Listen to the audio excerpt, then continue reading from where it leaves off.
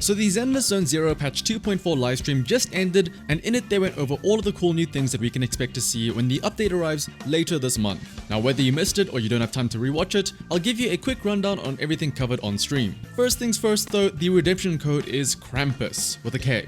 Make sure you redeem this quickly as it only lasts a day. But there is also a Twitter event where you could win 10 master tapes. All you have to do is follow the official Twitter account and quote the tweet in the description below, along with the corresponding hashtag. This Twitter event is only available for a limited time, so be sure to act fast. But now moving on to the main story, in patch 2.4 we will finally see what Sarah and Ye were up to once she inherited the blessing of the creator, and to what extremes Ye goes in order to get back his sister. But to be fair, we've already seen her sister seemingly fine back at Shriban Temple, so maybe this is a classic case of a misunderstanding, but time will tell who exactly is the bad guy in the story, and also the reasoning as to why Ye Xingwang opens up the gates of Babylon to summon 1.5 million swords apparently, against definitely not Blade from Honkai Star Rail. All of this and more in the patch 2.4 story, Precipice of the Abyss. But we of course have the two new KRAMPUS members and their kits that were shown off. So starting off with Dialin, the S-rank physical stunner. As the name implies, and as well as being a stunner, her main gimmick is dialing in or calling upon the rest of the team to deal huge damage. She has two resources, customer complaints and positive reviews. When she has enough customer complaints, you can hold down her basic attack to use the Get Lost attack, which triggers a chain attack. However, when you switch in a teammate from this follow-up attack, the neat thing is that they will enter using their ultimate attack, not the regular chain attack. Naturally, you will want to pair Dialin with something like a rupture or an attack agent to take advantage of the stun windows. But not only that though, Dialin's own damage will be increased thanks to these other agents in the team. Furthermore, her EX special has 3 forms, rock, paper and scissors, which cycle in a sequence. Using these attacks grant her the positive review points, and with enough positive reviews, she also provides a buff to the team, increasing their damage. Notably though, when the paper version of her EX hits an enemy, they will receive a debuff which will extend the duration as well as increasing the stun damage multiplier on the enemy for when the next time they are stunned. Next up, moving on to Banyue, the fire rupture agent. He plays very much like a sort of fighting game character.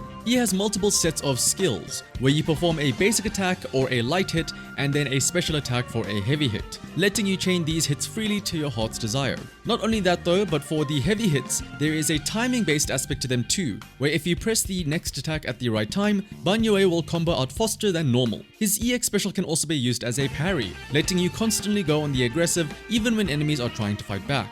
As he fights, Banyue gains Wrathful Fire, and once he has enough, holding down the basic attack lets him enter the Visage of Wrath state, where he is covered in flames and gets 2 extra arms. In this state, holding down the special attack button lets him use a string of EX specials followed by a special finisher where he slams 2 rocks together. However, if you do these special attacks using the manual combos, as opposed to just holding down the button, not only will you get a buff that boosts Banyue's attack on completion, but also performing all of the various EX special attacks using these alternate methods will also enhance the slam attack, where Banyue will throw his balls at the enemy to deal extra damage. Because of the complexity of actually having to know the different combos to use these attacks, Banyue will have a very high skill ceiling. But even if you don't feel like doing all of that, I'm sure he'll be perfectly fine if you just want to button mash, just like most fighting game characters honestly. When the patch arrives, the first half of banners will be featuring Dialin as well as a rerun for Hugo. Meanwhile, the second half of banners will feature Banyue and the now 3rd time appearance of Ellen Zhou. Reminder that throughout patch 2.4, any pulls that you do on these limited banners, or the engine banners as well, will also contribute toward the pulls needed for the swimsuit Vivian skin if you are still working towards that. Dialin and Banyue aren't the only new additions though, as we will also be getting a KRAMPUS faction Bangboo added to the Bangboo gacha pool, as well as a Lego Build and Boo Lock Bangboo, which we will be able to get through an upcoming event. But speaking of events though, let's quickly go over the events announced in patch 2.4. Aside from the standard login rewards and double drops, we had the return of 2 events from past versions. The first one will have Overtime Boo venturing to Phelim Heights to take part in some Bangboo auto chess in the Enna Chess Saga event, with new Bangboos and new group effects. This event will also be how we get the new Build and Boo Lock Bangboo.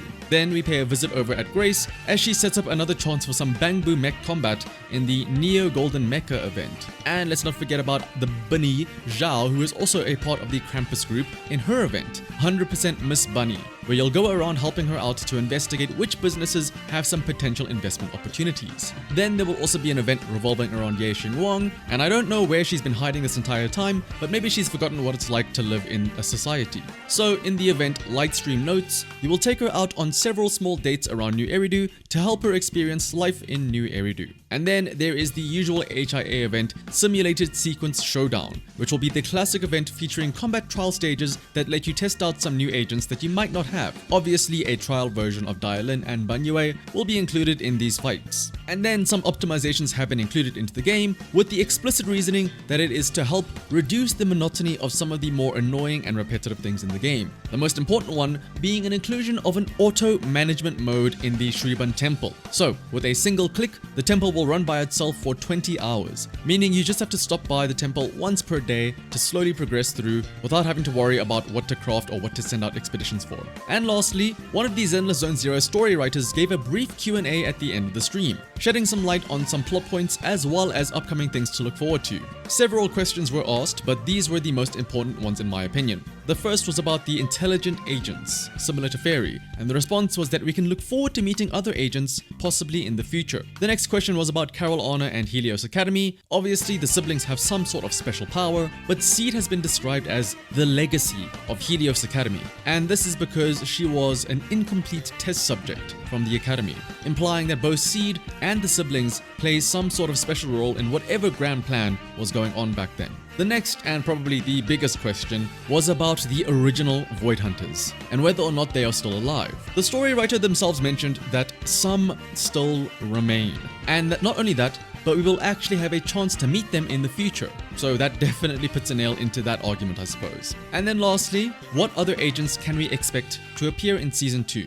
To this, the story writer mentioned that we will meet some new faces from public security. Now this could finally be the inclusion of something like Seth's brother. And there was also a mention of new KRAMPUS members. So it's likely that Dialyn, Banyue and Zhao are not the only 3 KRAMPUS members. Maybe if Damien is going to become a playable agent, it's because he joins KRAMPUS after having nowhere else to go. And lastly, the story writer mentioned personally looking forward to a brand new story regarding an old acquaintance as well as the debut of a mysterious friend in Season 3. Obviously, a mysterious friend can be quite literally anyone, but as for an old acquaintance, that could be several people. There are a handful of characters that have been introduced while not exactly being expanded upon and becoming playable. One example is Moors, and another is that maybe, finally, this is the Idol Girls. Since we did meet one of them during the summer event after all, and I'm definitely not coping. Idols for sure before Season 3. But otherwise though, that is everything that you can look forward to in patch 2.4 of Zenless Zone Zero. What do you think of the update?